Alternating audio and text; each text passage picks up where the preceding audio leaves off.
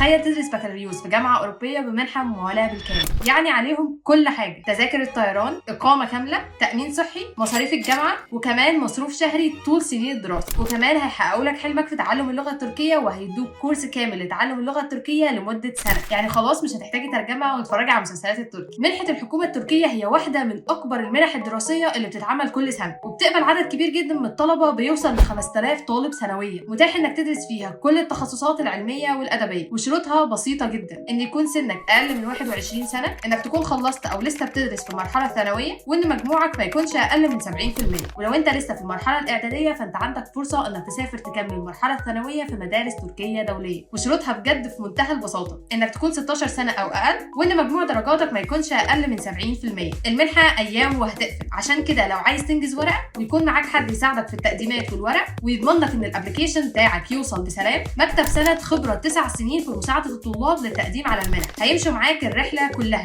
من اول خطاب النيه وخطاب التوصيه لحد باب الطياره. ابعت الفيديو ده لاي حد من صحابك عايزه ياخد المنحه دي معاك، ولو عندكم اي اسئله اكتبوها في الكومنتس وهنحاول نرد عليها كلها.